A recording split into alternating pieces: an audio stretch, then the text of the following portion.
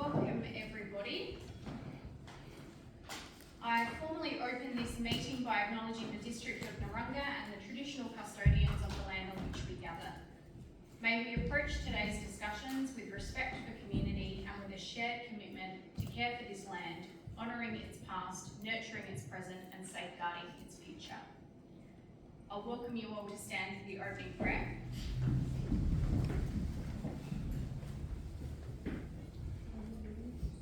Let us not become weary in doing good, for at the proper time we will reap a harvest if we do not give up. May we approach our responsibilities with courage, determination, and a willingness to embrace new opportunities while remaining grounded in sound judgment and responsible stewardship. Where challenges arise, grant us resilience. Where opportunities present themselves, grant us wisdom. And where differing views exist, grant us respect and understanding. May our efforts today contribute to a stronger, more prosperous and connected community, and may the work we undertake continue to bear fruit for generations to come. Thank you.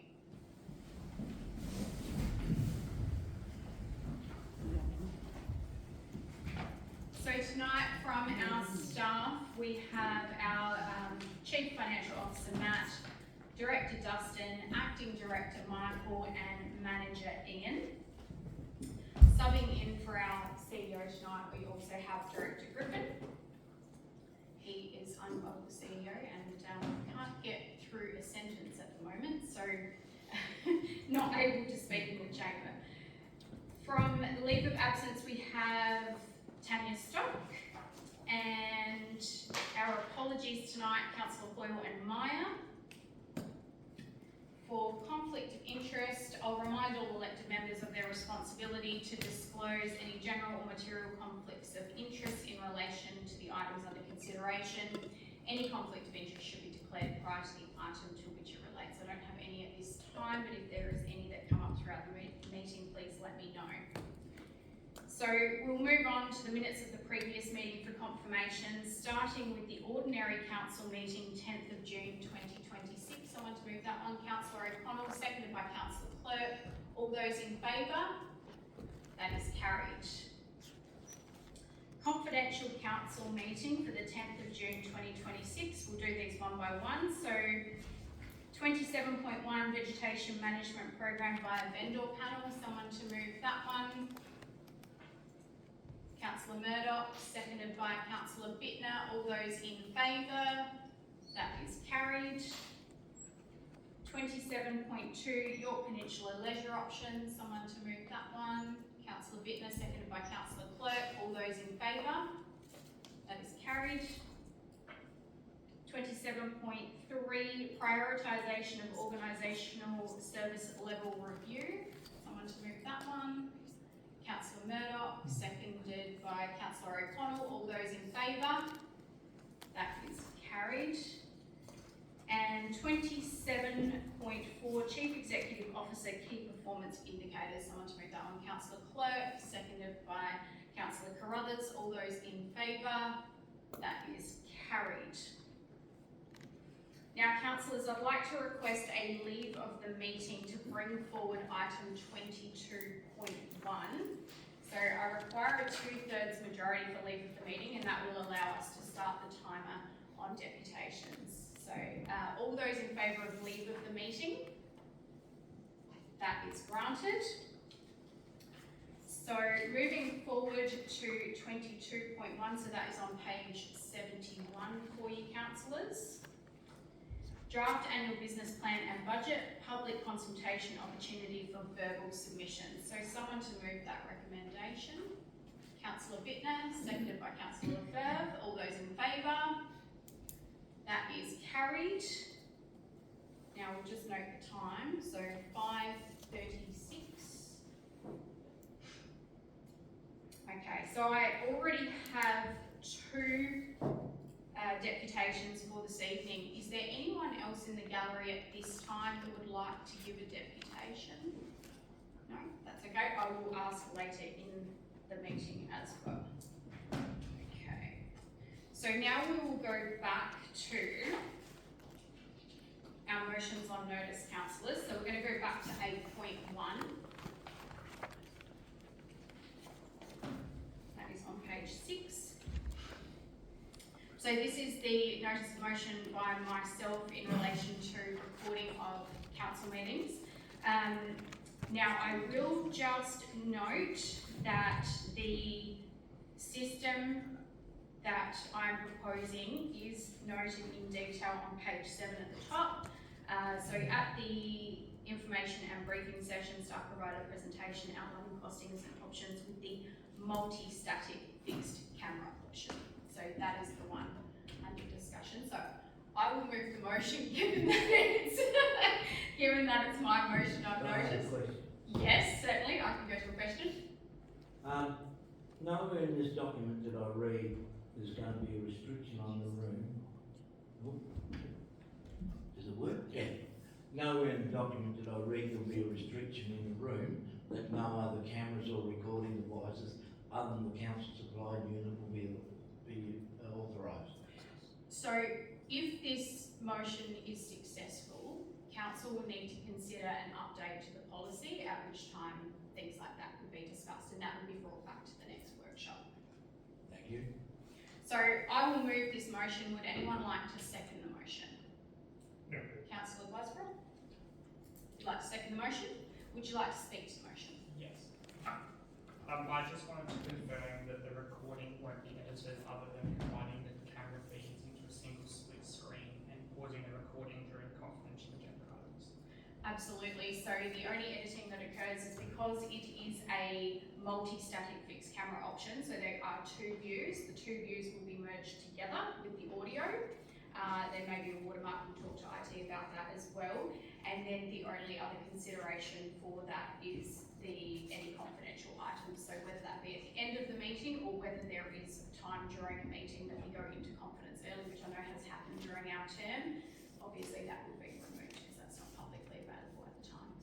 Councillor Murdoch? Can I just ask a question?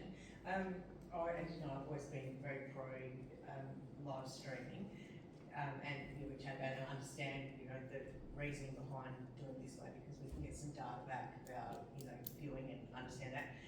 But is this sort of I want to say trial period, but like to look at, if the stats don't add up or whatever, that we can go to live stream? Absolutely. So my intention is to bring back a further report when we actually have some data on how it's being accessed and how often and what IP addresses. So how long amount of data would you sort of be looking at? We could probably discuss that during the update of the policy and go into that in a little bit more detail at the workshop if that's suitable. If there's some suggestions, I had a little bit of a think about this and I'm not sure what a suitable time frame would be, whether it be 3 meetings, 6 meetings. We probably want to review it before the end of the term, I would say, but I'm happy to take some feedback on how we go about that. Thank you. Councillor Johns? Thank you, Mayor. Likewise, Councillor Murdoch, I've always been in that particular live streaming, and I think I'm hoping this is a step towards that. I'd like to see that incorporated immediately with this motion personally, but I don't know whether there's any costings that will impact on the motion we have before us. That's something that I'd like to see explored for sure, so that we know what we're up to take to that next step. But I just reflect back on the days of our live streaming as Zoom meetings with COVID, that so many people were able to access that. It was pretty easy for all our right parties to be part of that right live when it was happening. I guess the other comment I made, if this comes out in sync with the minutes, perhaps that would be anticipating on the Friday. Really, that's the end of the week on anything pertinent or really vital to any ratepayers that want to participate without coming to the gallery on tonight's meeting. They won't see it Friday, so then to action anything or follow anything up will be Monday morning. So you're into the 5th day after the event, and that concerns me. Whereas live streaming, there may be issues that can be dealt with Thursday and tomorrow morning. So that's my concern, and I'd be very strongly advocating for this moving forward to live streaming. I'll answer a few of those points. So in relation to live streaming, I absolutely was in favour myself. I moved the original motion back in 2024. So that was certainly my view, is to go down that path. On review and consideration of the budget and also service levels, the system that I'm proposing will enable live streaming down the track if we choose to go that way. So we're not then looking at a completely new system after the fact. So it will be able to take on that job if we choose to go down that path. I guess we do need to consider staffing costs. So live streaming does actually have to be manned and it does need to be monitored to make sure that the live stream doesn't drop out. There has been councils that have had that happen, and then they've lost part of their meeting for 4 or 5 minutes, which could be quite a chunk of the meeting depending on what's being discussed as well. So as much as I did support this, and that was the direction that I was going in, I think this is a good step in the right direction. We're making sure that we're making use of the audio that we've already invested in. The camera system is another investment, and it's that another step forward. Then when we can have some data to come back and we can work on where we go from there. Yeah, just one. So, what time would you anticipate this becoming online? Would it be Friday afternoon, or is it? As in, Yeah, the recording be available. It's 3 days for the minutes, so that's why I've given it that time frame, so at least both things come out at the same time so that you can correlate the two. Yes. So your minutes obviously have your resolution numbers as well, so if Yes. anyone wanted to follow up on a resolution, they would need a copy of the minutes. So setting out afterwards, there's certainly more certainty about there's not going to be any glitches or hiccups with pieces of meetings finished, obviously. Pieces missed out. Also, just need assurance that there's not going to be any editing or alteration to what we see in this chamber. Yeah, and I think the discussions happened around editing of the content itself, so discussions that are happening. So none of that would be altered in any way. The use of the word editing, when we originally brought this to the workshop, we did have a discussion about that, and it probably wasn't explained very clearly.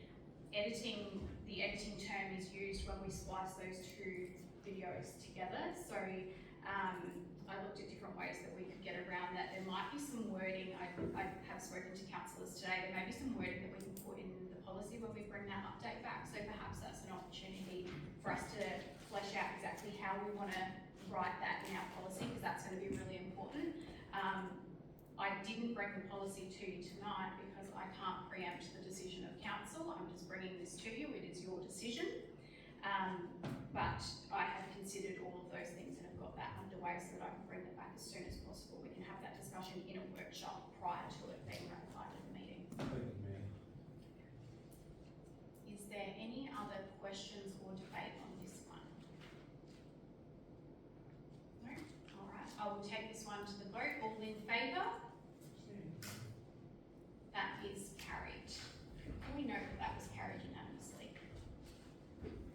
Okay. So councillors, we're moving on to 8.2.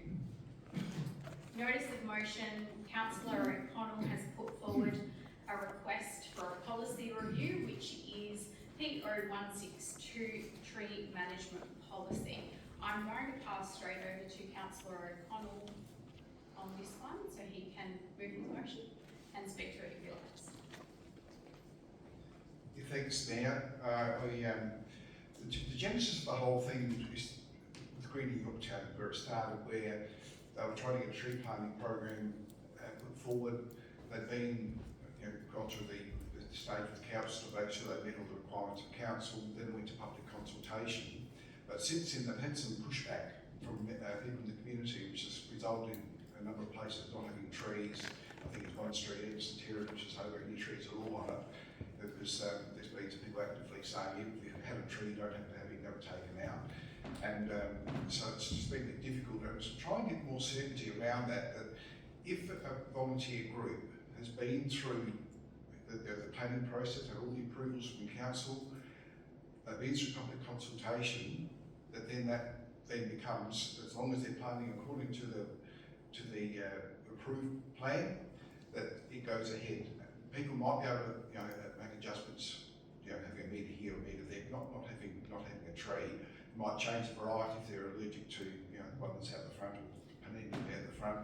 But it's just give that certainty to people. Now I was talking to someone from Cabarrus today who's going down the same pathway for their town, and they also give that sort of certainty too.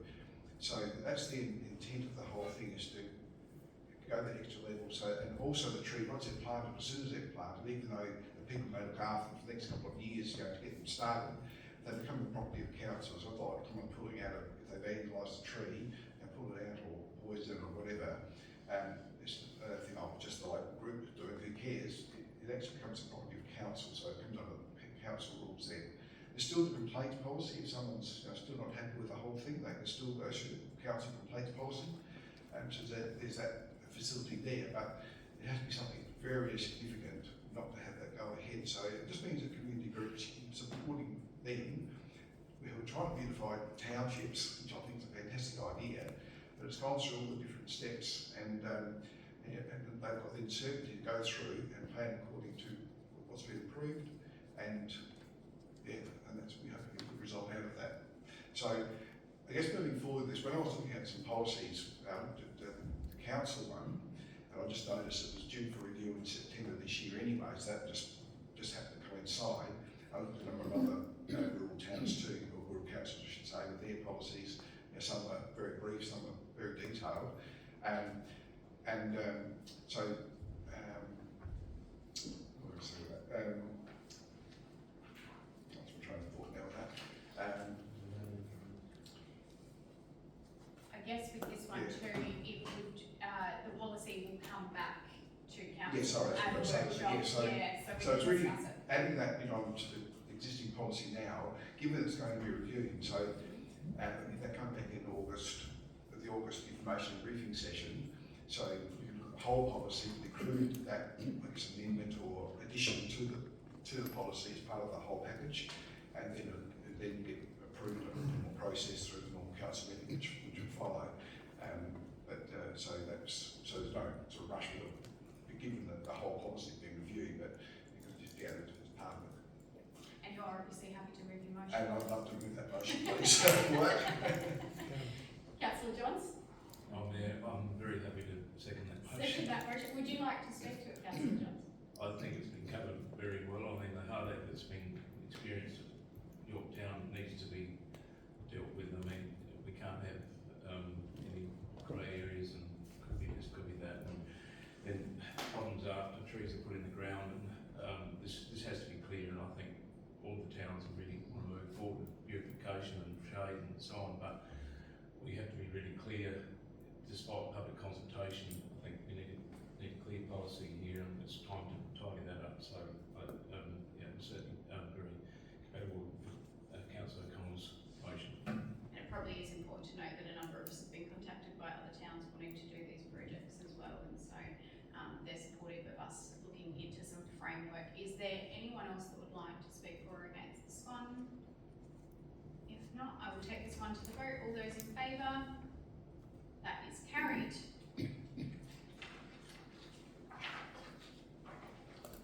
Okay. I don't have any questions on notice. Are there any questions without notice, councillors? No. So no petitions either. So moving on to 12.1, my monthly report. Someone to move that one be received. Councillor Murdoch, seconded by Councillor Glasbrook. All those in favour? That is carried. The councillors' reports this month. So we'll go straight to the information agenda. Is there anything that you would like pulled out from that one, councillors, or is somebody happy to move those reports be received? All fairly standard this month. Councillor O'Connor, happy to move that one. Seconded by Councillor Lefebvre. All those in favour? That is carried. Alright, so we're going to move to the visitors of the meeting. So we've got two deputations. I'll just ask one more time, is there anybody else in the gallery here to give a deputation? No, that's okay. I will ask again at the end as well. So Alex Brown, I'll ask you to come up first if you don't mind to the lectern, and we will give you the floor. thank you for giving us the opportunity to make a representation. Now, the reference is page 68, agenda items on the 10th of June 26. It's the rates model. The model shows an increase of 4.9% in general rates based on March inflation plus growth. This charge for growth is declared to be an increase in the number of rateable assessments and reflects the contribution new assessments make to overall general rate income for the first time 26-27. Council uses this wording disguising the fact that this contribution is actually a rate increase above inflation for all ratepayers, but it's said to benefit new development. No figures are provided for the increase in anticipated growth numbers. No new development plans are mentioned.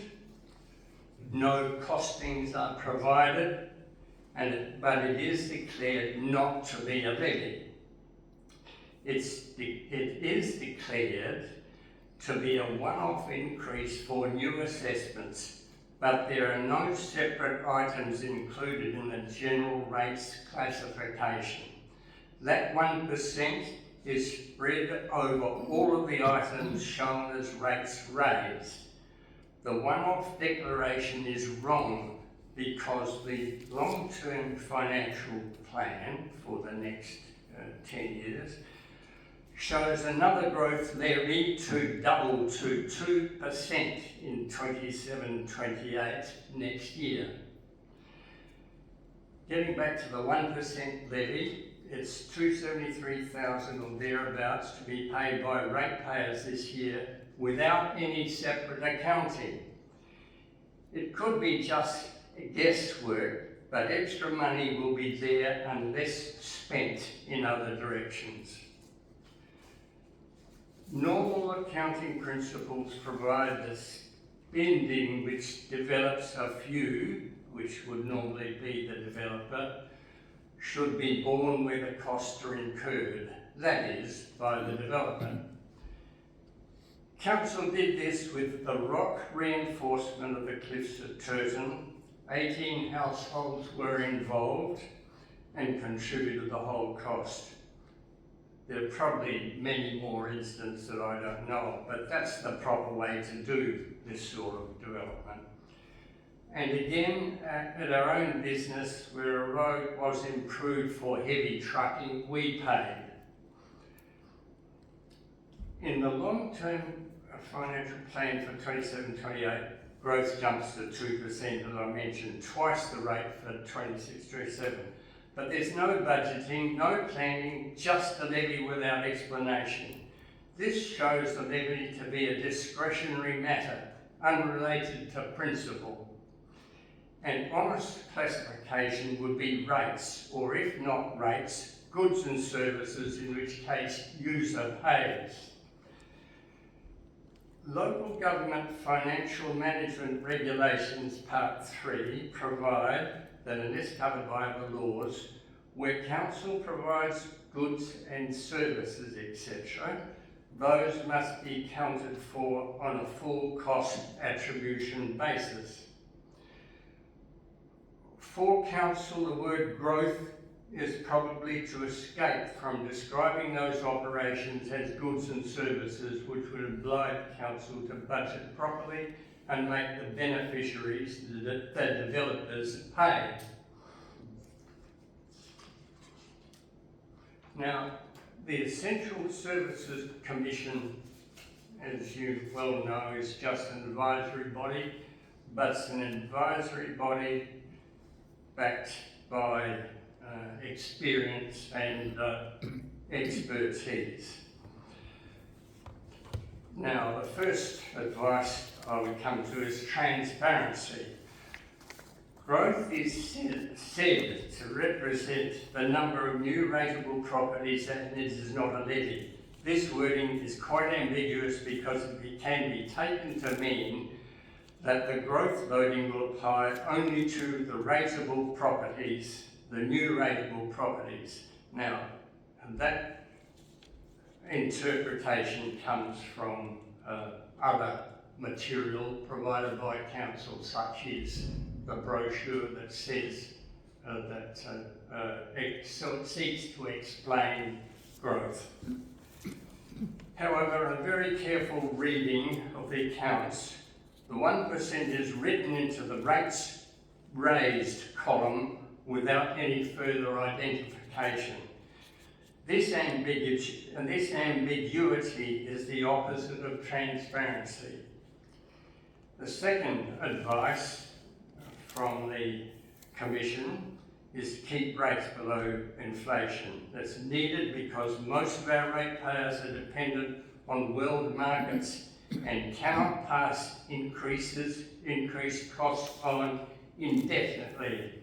Moreover, Australian productivity has been stagnant for more than a decade.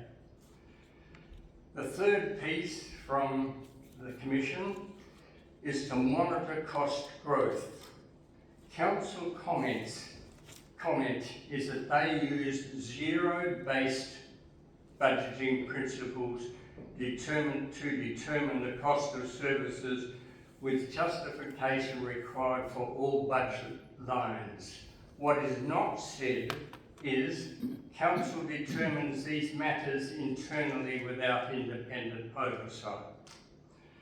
The conclusion, to conclude this part of my address, is because of the vagaries and uncertainties around the concept of growth, it should be struck from the model unless and until better definition and accounting is provided.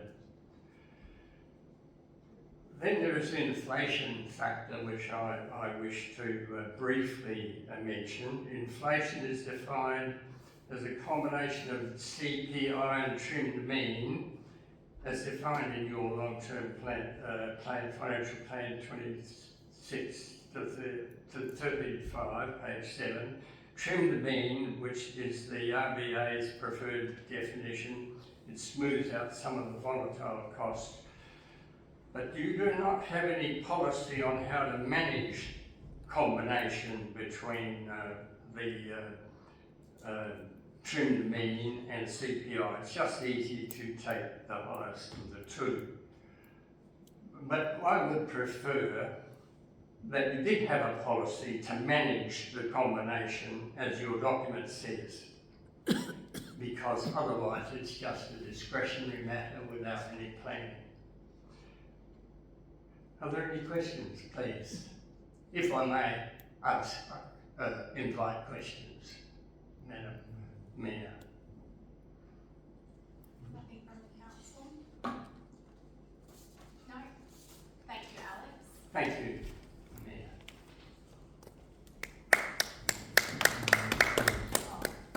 Alex, are you happy to provide a copy of that for us? So that we Sure. record it? Yep. If you wish. Yeah, you can either, You can take this one. if that's okay, Matt. Matt might be happy to take that for us, that would be fabulous, thank you. Alright. And Kate Fopp? Good evening. I'd like to talk about transparency. It's a word that appears frequently in the council website. Here's a few examples. Council promotes transparency. Council promotes openness and transparency. Council is fully committed to the principles of accountability and transparency in all operations. On April the 29th, as evidenced by the video taken by the Yorke Peninsula Ratepayers Association, the consumer price index used in calculating the rate increase was 3.7%, with an added financial sustainability levy.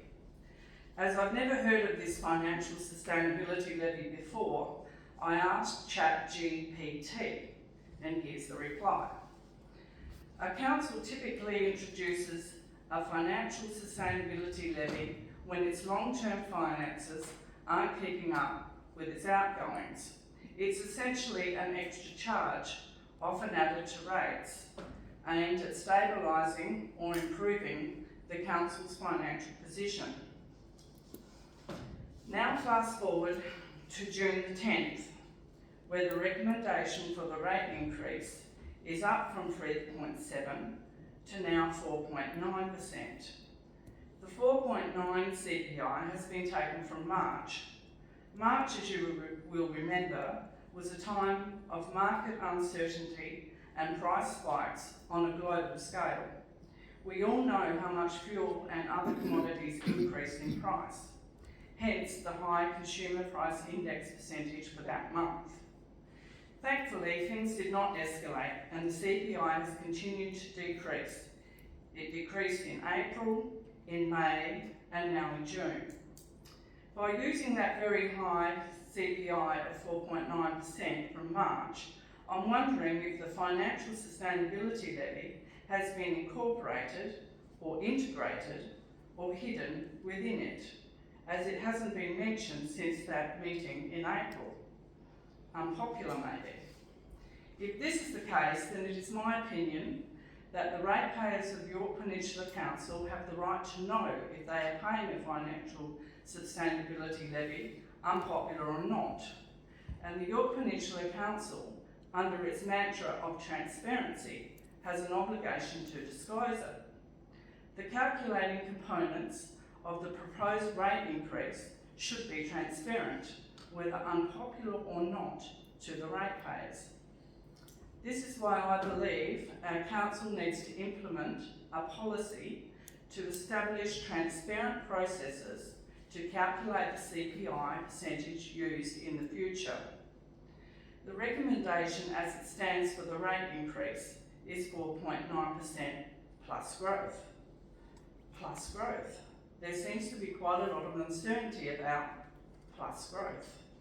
What will the final increase be? Who is to pay plus growth? This wording is very vague, unclear, and in my opinion confusing, as it lacks specific detail for the ratepayers of the Yorke Peninsula Council. In closing, I would like the councillors to consider putting forward a notice of motion regarding a CPI policy that makes future rate calculations clear and transparent. Thank you.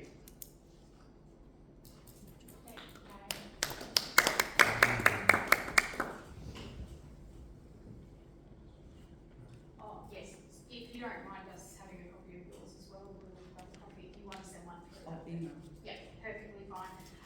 And I can get you an official answer to your question about financial sustainability levy as well. Okay, got a response to that one. Now, I don't think anybody else has come in, but I will ask again if there's any other deputations at this stage, which I don't think there are. Matt, if you're happy to turn the mic on, get the case ready. Fun job, Matt. Okay, so the clock is still going on our hour, but we will continue on with the agenda.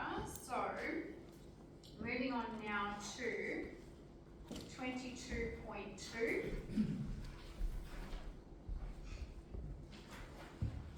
So this is the fees and charges for 26-27. Now we did have an adjustment that was sent through earlier via email, but just in case you haven't seen it. So on page 102, this was in one of the tables. I'll just open that up. In the water supply section, increase in line with CPI is in the far right column, and that should have been cost recovery. So that is just an amendment to that. If anyone has any questions on that, Director Griffin will be able to answer. But apart from that, councillors, it's over to you. We have a recommendation there for adoption of the fees and charges as attached. Happy to move that one. Councillor Bittner, do I have a seconder for that one? Councillor Carruthers, would anyone like to speak to this? All those in favour? That is carried.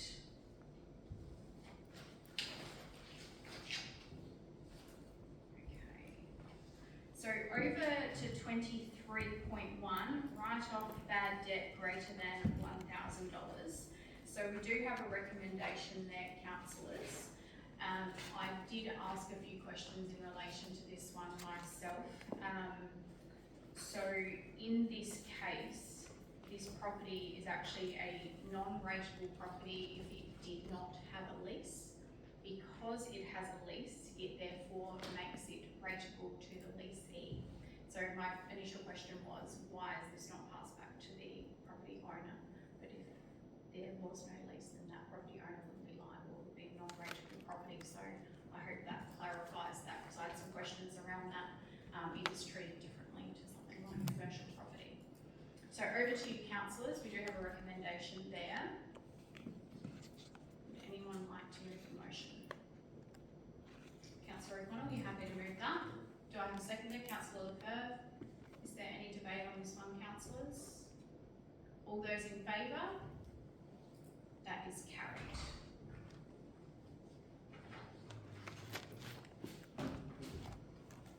Okay, so 23.2, policy review. This is policy number 57, community engagement policy.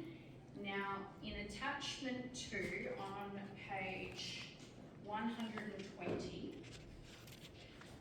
we need to just disregard that. That actually relates to the previous policy. So if you're on page 120, there is attachment 2, minimum standards. We're just disregarding that. That's not actually included in the new one. Did that cover that? Yep. All right. So with that in mind, councillors, over to you. There is a recommendation there to approve the commencement of the community engagement process for the proposed community engagement policy. Councillor Bittner? I'm happy to move. I just note with the draft policy that the next review date is struck through. So whether at this point we need to put a next due date in, or do we not do that until after community consultation? Housekeeping. Director, do you have a response to that one? Yeah, we could look at adding just 3 to 4 years to that, and that would suffice, and probably do that prior to releasing the consultation. Do I have a second? Councillor Burke? Yeah. Happy to speak? Yeah, thank you.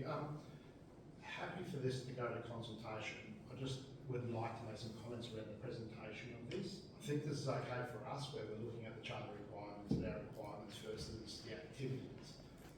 But I think for the general ratepayer and community, it should be flipped around. So structure it, where we're going to talk about what activities are active against what category we're reporting against, and then on the final column, acknowledge where in the charter that is. Because I struggle to find, where we're using social media, because it's referred to in multiple columns. And so at first glance, I thought local and informal, wasn't even looking at social media, but it's further down the table. And I think it'll be very confusing. So just encourage you to think about how it's presented. Thanks. Probably communication pieces, we can take that on board. It's very largely been based off the LGA model policy, which is sought to do it. And you're right, there's ticks and crosses everywhere, so bring it together. Maybe a bit easier for the reader. You happy to second that one, Councillor Burke? Yeah. Would anyone else like to speak to this motion for or against? All those in favour? That is carried.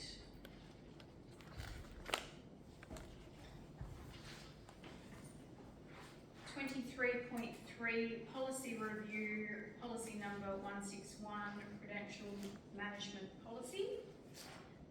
We've got a recommendation there for you, councillors. Councillor Burke? It's probably more of a comment against all of these policies in terms of the version history. The version history appears to be when the draft occurred within council, not when it was actually approved by the chamber. So if you look at the previous policy, I know we've moved on 29th of the 4th was the revision in line with the community charter change. So I just question whether those revision or history of revision should relate to when they were passed through chamber rather than the date they were internally drafted or updated. I believe those should reflect what the adoption dates rather than the draft dates. Double check on that.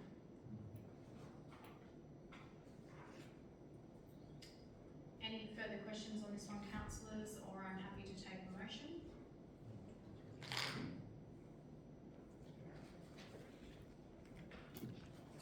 Councillor Bittner? Happy to move that one. Do I have a seconder for that one? Councillor Murdoch? Yes, absolutely, councillor Murdoch. Can I just confirm that these have all been through audit? Yes, these have gone through, thank you. Any further questions or debate on this one, councillors? All those in favour? You've got another question? No, I'll leave one. That's one. You sure? I'm happy to hold you. Go on, ask the question. I did struggle with this policy. It talks about the policy designed to be studious use of public money, but then I really struggled with the 2 question threshold, which only focused on is this budgeted for or is it not? And if it is budgeted for and it passes, or you can answer those 2 questions, then there's no questions around is it good value for money, is it actually needed, is it for the community? It has to not be budgeted for before we start asking those other questions. So and I know that's why us has been through audit because there's independent people who looked at this, but I've just really struggled with that 2 question threshold. I don't think that's enough. That is interesting. It is a start, through there. It is a starting point for the discussion, and the next one is where you go more a due diligence, cost and benefits analysis as well. So it is a lower starting point at the start, but it does branch out and expand. So I do take it on board. It is based on a sector-wide policy, so it is an LGA model policy that we're basically bringing to council. But the move from 4.1.1, the 2 threshold question, to if you're not satisfied with that, to move into the 4.1.2 analysis with cost benefits, within further assessment of risks and community involvement. That I believe can always take more steps to work out what are the best projects for our community. I think that's a maturity for council as well, something we're working on. Again. And in the definition, it talks about a project being anything we do, no matter how big or how small. Is it worth trying to tighten that up to define? Because surely this doesn't apply to buying a penny on the road, but by definition it does. And so there's probably opportunity to do that. And second question to that is, if we're to abide by that definition, then there must be an absolute room full of records of these due diligence reports being done. How they're obviously checked with our internal audits and external audits, but they are being complied with every project where it meets the thresholds. One of the parts, it is a broad definition of project, and then the italics side of it does sort of narrow that down a bit. So it talks about it not being a project if it's not part of council's ongoing operations. So hence the example of my highlight down the shops would probably not needed. I think this is, for us, this is a lot of the steps in this procedure and stuff like policy are brought into account for our LTFP and our budget project situations, but there is further maturity in relation to addressing the full scope of gamut of things like that. So yeah, it would be interesting because it is a model policy to push back to the LGA and go, can we sharpen the pencil on what project means to give councils greater clarity in what you're actually expecting us to do, given that it's a standard sort of thing. And it is a decent question given that the definition for project is, takes up a fair bit of the page. Councillor Lefebvre, perhaps we can take that feedback on board, and as the Director was suggesting, maybe feed that back to the LGA for a little bit more clarity on that, given that this is the new policy. And then depending on the feedback from the LGA, if we felt that there was need for a further review, we could bring this back to council again. Yep, absolutely. All right, were there any questions or debate on this one, we do have a live motion. Councillor Johns? Just Mayor, on the back of Councillor Fee's consideration, comments, and certainly there's considerations there to be taken into account. Are we in a position to be endorsing this tonight, or should we like to take the next meeting till we get some answers? Are you moving a formal motion, Councillor Johns? No, I'm asking for some advice. You can do either, so we do have a live motion. You do have the option to move a formal motion to lay it on the table, in which case we would deal with the formal motion. Yeah, but I'm willing to move the formal motion. Lay this item 23.3 on the table. Certainly taking into account councillors' comments and considerations that we need to perhaps investigate further. Do I have a seconder to lay this item on the table? Councillor Lefebvre? Makes sense. So now we will deal with the formal motion. So the other motion still stands, that is still live. And if this motion succeeds, then we will come back and revisit this item. So all those in favour of laying this item on the table? Those against? That is carried. All of that. Excellent.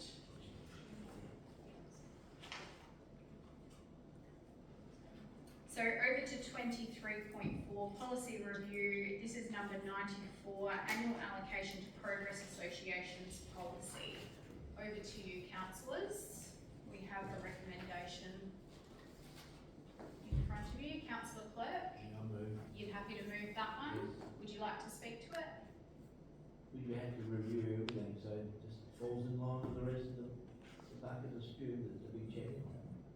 Would someone like to second that one, councillor?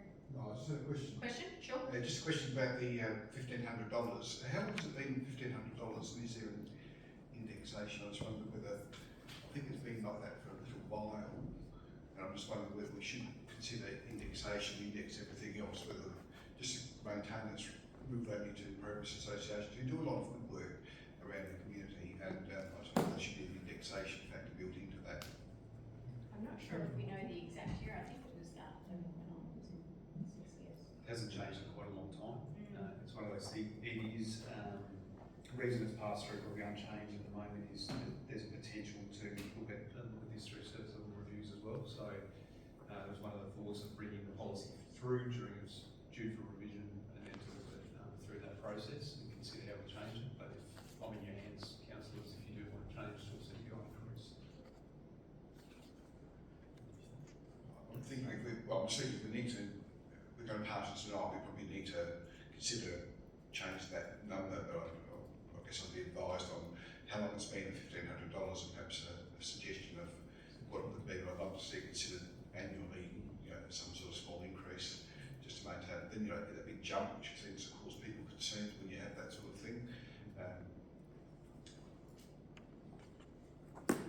So I do have a mover for the motion as per the recommendation. Do I have a seconder for that at all? No. I'll just do it so that's, just do it so.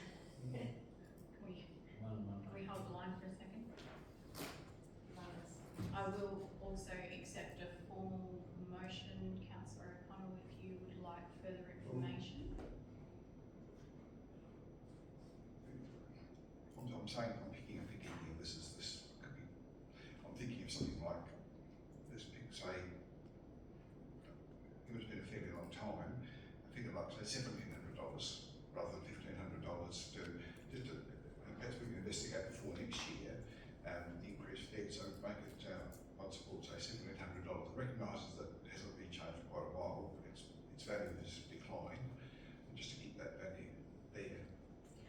So as I don't have a seconder for the first motion, so that one is lost. Councillor Firth, did you want to add to that? Yeah, I just want to try and add some value. Could we CPI?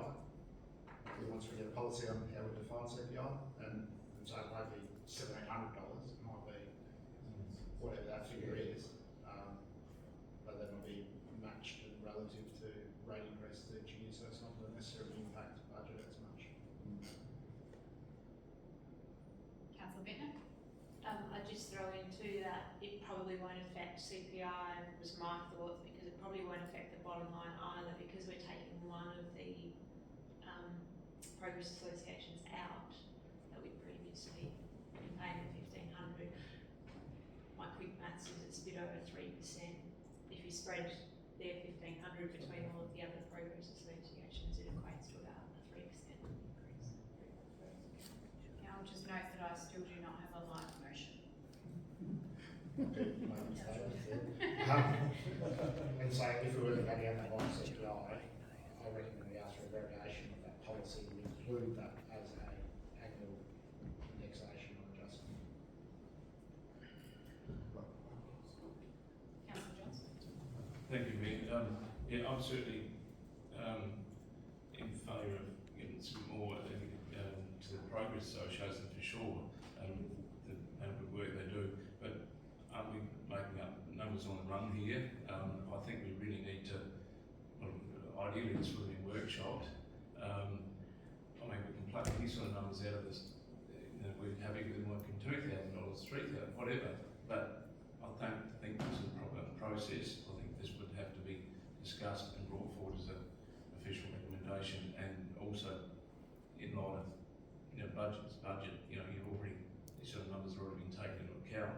So I don't want to seem miserly, but this has already been in the budget. So I don't think we're right at the moment.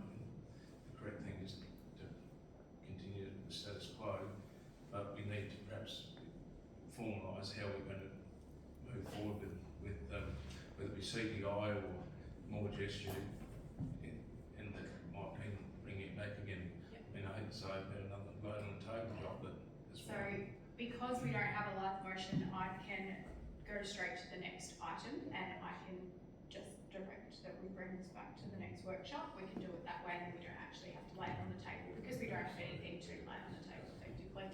Councillor Bittner?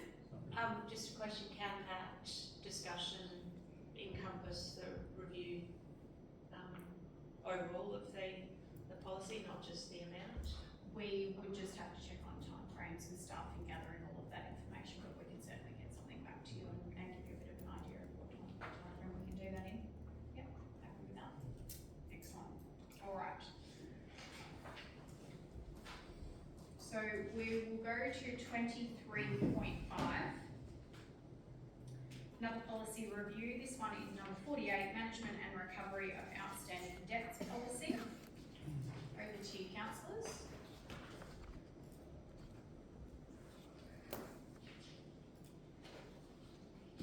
Councillor Burke, you're happy to move that one? Would you like to speak to that one?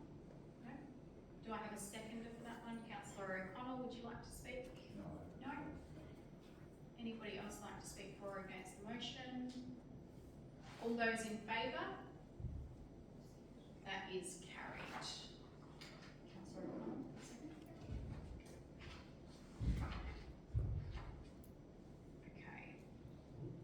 So 23.6, policy review number 58, purchasing and procurement policy. Now I have an amendment to the recommendation sent through from the CEO. So the recommendation as in front of you, with the amendment to delegated procurement approval as up to 150,000 to the CEO and greater than 150,000, council resolution via report to council. So that's the wording of the amendment. You can find this on page 201, and it is in the table, just so that you know exactly what you're looking at. So on page 201, delegated procurement approval levels, that's the column that we're looking to make the adjustment to.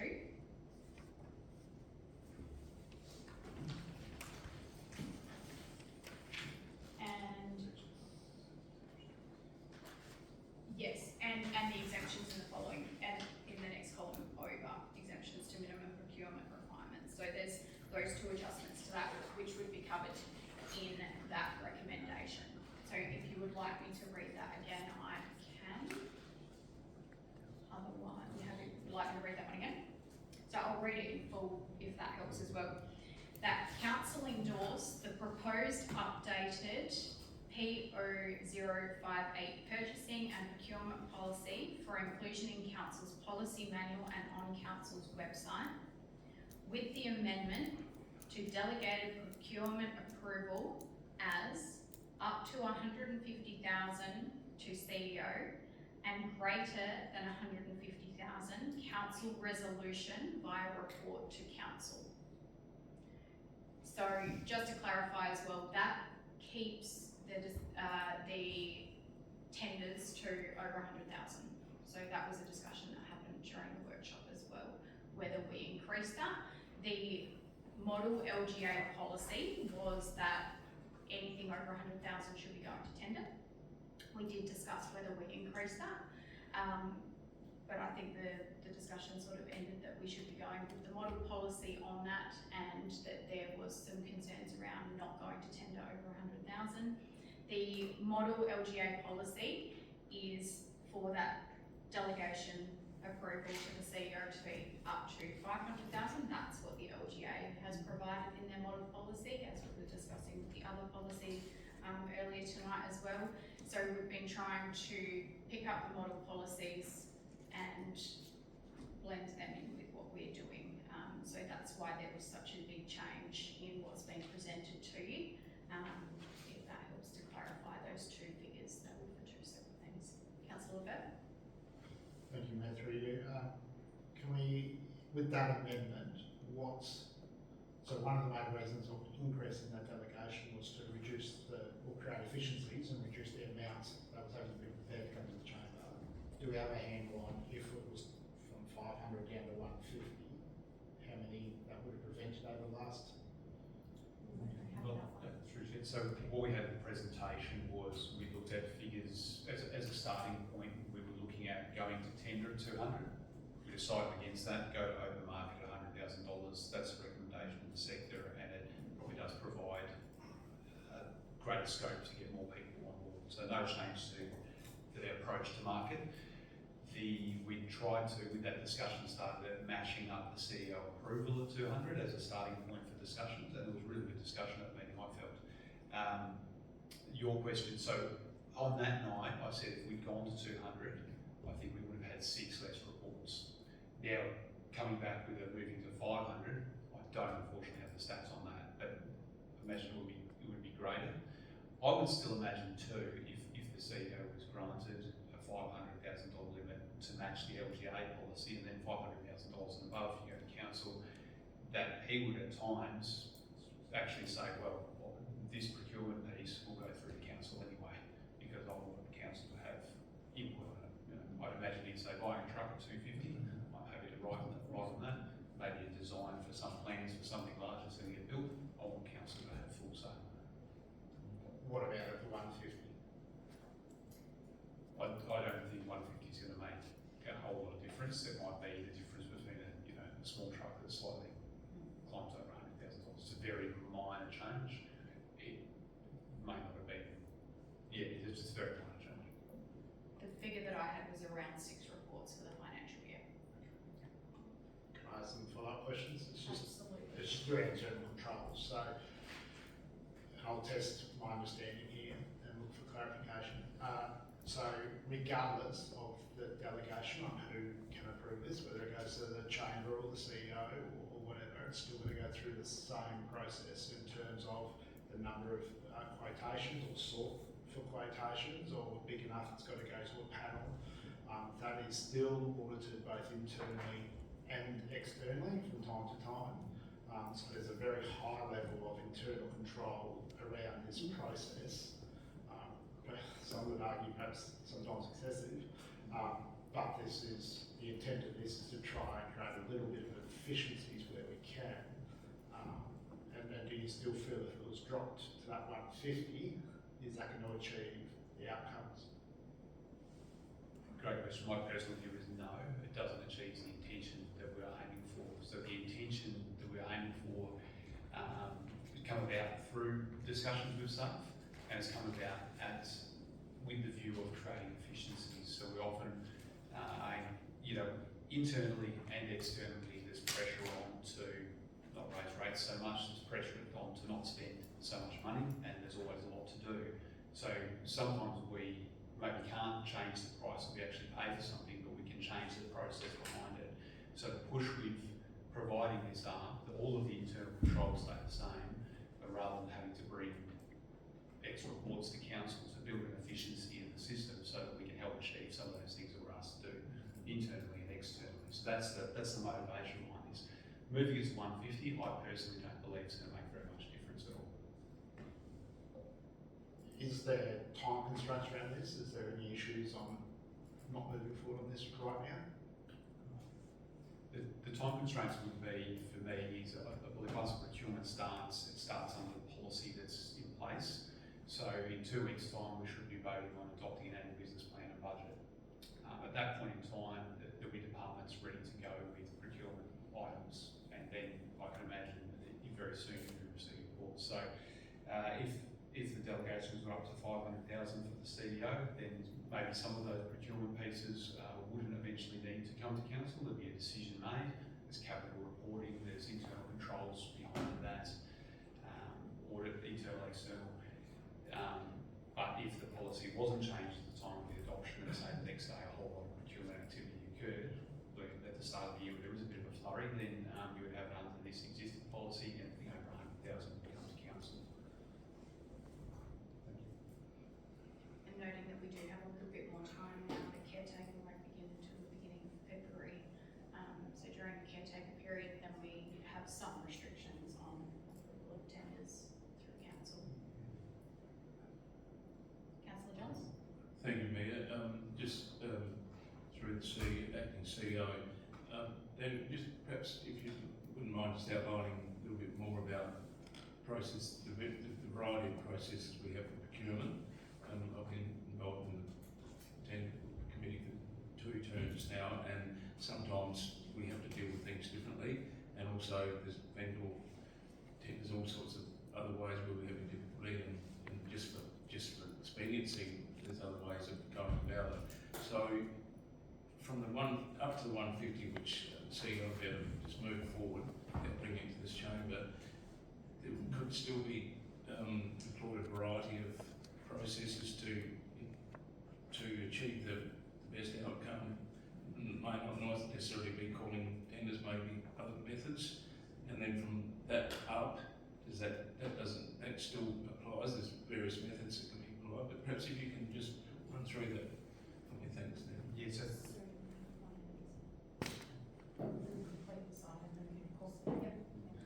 So within the category we're looking at, the category where this change would take place would be in the $100,000 to $500,000 expenditure category, and in that category that we have the process of select request for tender subject to an approved risk assessment, and so that would have a minimum of 5 people for that. We very rarely use that, minimum of 5 written tenders sought. We have formal requests for quotation from an established panel, so LGA Procurement is an example. They go out and do a tender process, approach the market for suppliers wishing to supply goods and services to 68 councils of South Australia.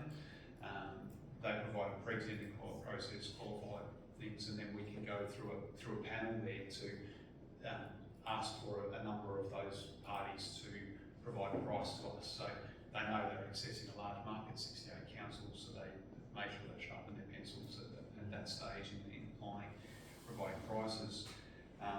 We do have an expression of interest, which may go before a tender process, and we also have the open market process there. So there's some of the processes on the ways we approach council. We're not suggesting we change any of those in this policy review.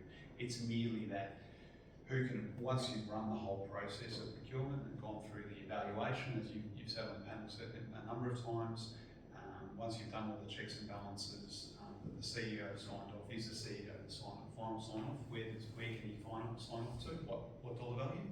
When does it need to go to council? That's really that's the main sticking point I think that we're working through. With the amendment that the CEO has sent through, I'm willing to move that motion. Did you want to speak any further to that one? No, it's just that I wasn't present at the workshop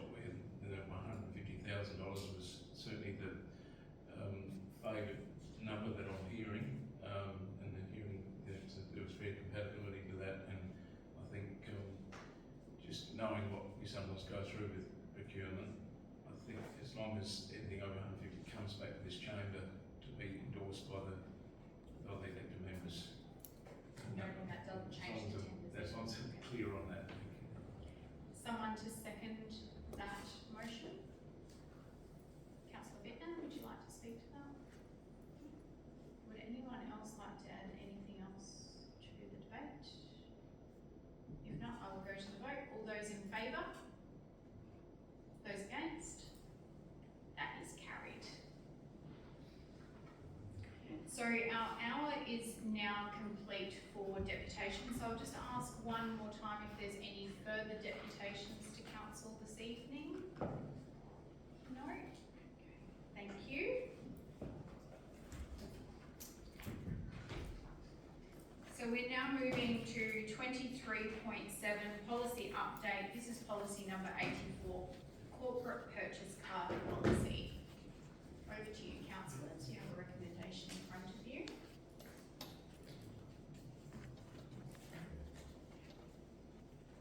Any questions, or would somebody like to move the motion? Councillor O'Connell, you're happy to move that one. Do I have a seconder for that one?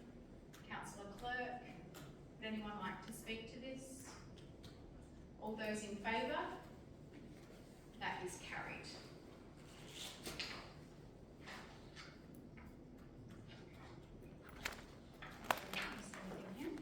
So nothing from assets and infrastructure services or development services this evening. Was there anything in general business, councillors? No? In that case, we will move to 27.1. So we're dealing with the section 90 order for our confidential item this evening. Now I do have one change to the section 90 order. So instead of the Chief Executive Officer, we have the Operations Manager included in this one. Would somebody like to move the section 90 order? Councillor Clerk, seconded by Councillor Carruthers. All those in favour? That is carried. We will secure the chamber. Thank you, gallery. And because we have completed that hour, there won't be anything after this item tonight. Thank you.